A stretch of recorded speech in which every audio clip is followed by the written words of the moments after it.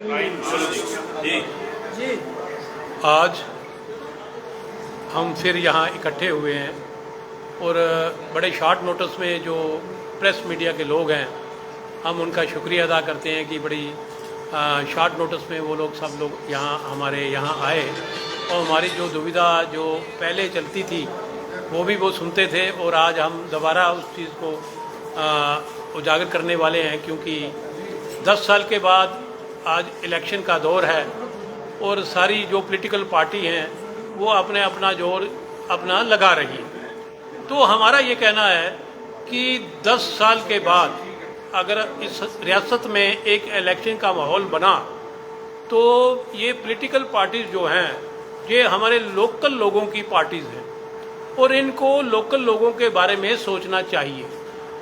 देखें, ये जो हमारा जो डिज़ास्टर हुआ ये 2021-22 में हुआ और तब से हमने कोई भी जगह नहीं छोड़ी जहां हम नहीं गए और एक ही यहाँ था कि यहाँ पे एलजी प्रशासन है, हम कुछ नहीं कर सकते, हमारा जोर नहीं चलता। लेकिन आज इलेक्शन आ गई है सर पे।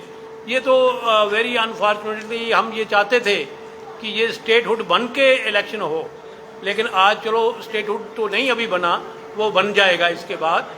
लेकिन फिर भी जो इलेक्शन है हम दिल्ली गवर्नमेंट का भी शुक्रिया अदा करते हैं कि एक इलेक्शन प्रोसेस को उन्होंने यहाँ पे शुरू किया और माननीय जो हमारी ऑनरेबल सुप्रीम कोर्ट है उसकी डायरेक्शन भी थी कि लोगों को एक अच्छा माहौल दिया जाए और उस माहौल के तहत ये जो इलेक्शन है आज हमारी स्टेट में कंडक्ट होने जा रहे हैं। तो हमारी ये प्रार्थना है सब पॉलिटिकल पार्टी से कि हमारे लोगों का जो यहाँ पे तबाही हुई वो 2021 और 22 में यहाँ पे तबाही शुरू हुई हमारी और ई ऑक्शन के बिडिंग सिस्टम ला के और इनको हमने कहा था कि हम बिडिंग में नहीं बैठ सकते। आपने देखा होगा कि कितनी बड़ी बिड चली गई और ये बिड जो है ये बिड गवर्नमेंट का रेवेन्यू तो उन्होंने कहा कि हमारा बड़ा एक लाइसेंस पार्ट जो कंपोनेंट था वो बड़ा, वो कहते हैं कि बड़ा, लेकिन उसके बरक्स देखें तो पूरे जम्मू के लोगों का, कश्मीर के लोगों का जो लीकर लवर थे, जो इसका सेवन करते थे, उनको बेखूब बहुत बुरी तरह से लूटा गया और इतना रेवेन्यू जो ये क्लेम करते हैं उतना रेवेन्यू नहीं आ सका। और आप अभी भी अंदाज़ा करें कि आए दिन आप भी प्रेस मीडिया कवर करता रहता है कि यहाँ पे ओवर चार्जिंग है, वहाँ पे ओवर चार्जिंग है। तो लिहाजा ये है, हमारी ये गुजारिश है सब पॉलिटिकल पार्टी से, और एक कम से कम आप लोकल हो, लोकल लोगों का ध्यान रखो। जैसे डेली वेजर थे, जैसे और लोग थे, अपना पीएचई वाले थे, काफ़ी सारे मुद्दे यहाँ पे हैं। और एक चीज़ देखें, यहाँ पे ये जो टोल प्लाजा सरोवर में लगा था इतनी देर से लगा रहा, यहाँ की वो इलीगली चलता रहा और आज उसको हटा के लखनपुर में जो है उसका टोल बढ़ा दिया गया। लेकिन इतनी देर प्रोटेस्ट जो राजपूत सभा थी उसने बेखूबी उसका प्रोटेस्ट किया, लेकिन उनके साथ भी क्या हुआ और जम्मू की कोई सुनवाई नहीं हुई। और मैं ये सभी जम्मू कश्मीर की सभी पॉलिटिकल पार्टियों से ये कहना चाहता हूँ, हमारी रिक्वेस्ट है, हमारी प्रे है, हमारी गुजारिश है कि हमारे लोगों का ध्यान रखा जाए और गवर्नमेंट का रेवेन्यू जो आज ये क्लेम कर रहे हैं हम उससे बढ़ चढ़ के रेवेन्यू होगा और कोई भी ओवर चार्जिंग नहीं होगी। और कोई भी जिससे देखे ओवर चार्जिंग के माध्यम से जब ये चीज़ें होती हैं तो उसमें गवर्नमेंट की भी बदनामी होती है, डिपार्टमेंट की भी बदनामी। हमारे ज़माने में डिपार्टमेंट का जो इतना लेवल था और हर आदमी जो था वो एक सिस्टम से जुड़ा हुआ था और एक तरीकाकार था, आज वो तरीकाकार नहीं है।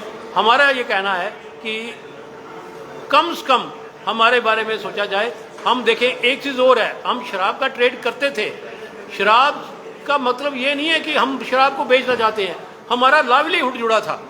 हम अपने लाइवलीहुड की बात करें, 60-70 साल हमारे साथ देखें। ये हमारे फार्मर प्रेसिडेंट हैं, मिस्टर जसरोटिया हैं, ये फार्मर प्रेसिडेंट रहे हैं, ये दिग्विजय जी हैं, फार्मर प्रेसिडेंट है, मैं भी प्रेसिडेंट रहा हूँ, आज मैं स्पोक्स पर्सन हूँ उनका। तो कहने का मकसद है, हमारे साथ उधमपुर से लोग आए हैं, कठुआ से लोग आए हैं, सांबा से लोग आए हैं, तो एटलीस्ट हमारे बारे में सोचा जाए। और हमारी जो रोटी रोजी है, हम सिर्फ अपनी रोटी रोजी को लेके हैं। बैंकक्रप्ट हो चुके हैं हमारे लोग, क्योंकि हमारा एक सिस्टम चल रहा था, बच्चे दर हो गए हैं। तो कम से कम हमारे लिए ये सोचा जाए, ये हमारी गवर्नमेंट जो भी बनेगी उसका ये दायित्व है कि वो हमारे बारे में सोचा जाए। आगे आपको एक्सप्लेन करेंगे हमारे फार्मर प्रेसिडेंट दिग्विजय सिंह। देखिए 223 लाइसेंस थे जम्मू कश्मीर में और उसके ऊपर 350 फैमिली रोज़ी रोटी कमा रही थी, क्योंकि एक एक लाइसेंस पे 2-2, 3-3 फैमिली भी थी। और कम से कम 1200-1300 हमारे के साथ सेल्समैन थे, हेल्पर थे, अकाउंटेंट थे, जो सारे बेरोज़गार हो गए हैं। मेरे पास कुछ डाटा है जो मैं आपके सामने रखना चाहता हूँ। ये डाटा हमने एक्साइज डिपार्टमेंट की जो साइट है वहाँ से लिया है। हमने 2019-20, क्योंकि जो 20-21 का समय था उसमें कोरोना आ गया था, तो उसमें कम से कम 5 महीने हमारी दुकानें बंद रही थी। लेकिन हम अगर एक साल पीछे जाएं, 19-20 में 223 दुकान थी और 463 बोतल पर मंथ पर शॉप बेचती थी अंग्रेज़ी की, और देसी की 10,756 बोतल पर मंथ पर दुकान।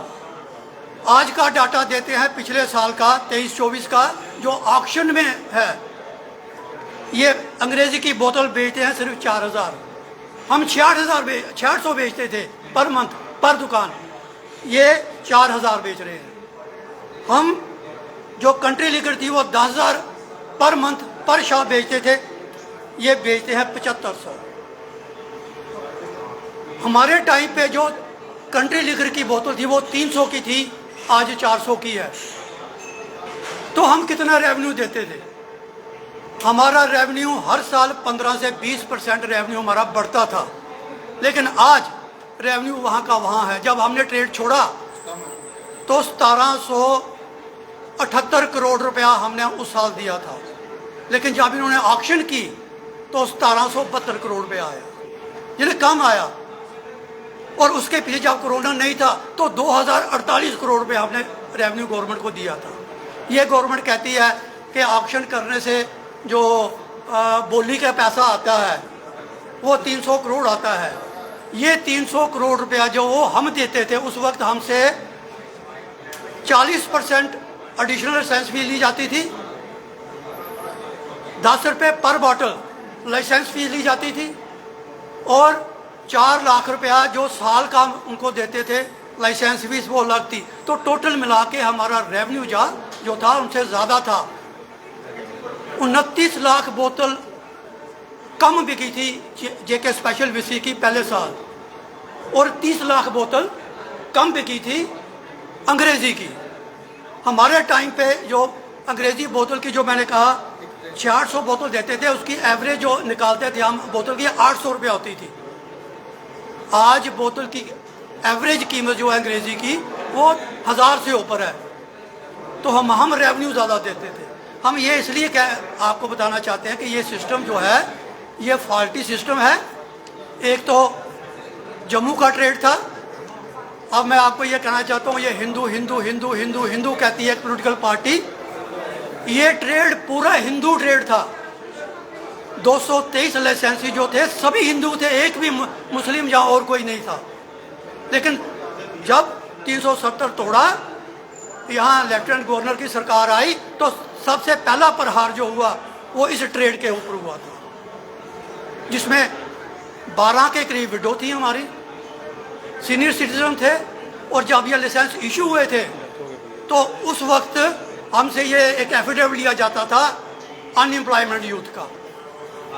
तो इसलिए हम ये सरकार से, जो सरकार आने वाली होगी या जो पॉलिटिकल पार्टी इलेक्शन लड़ रही हैं, हम उनसे ये आग्रह करना चाहते हैं कि कृपा करके हमारे इशू पर ध्यान दीजिए।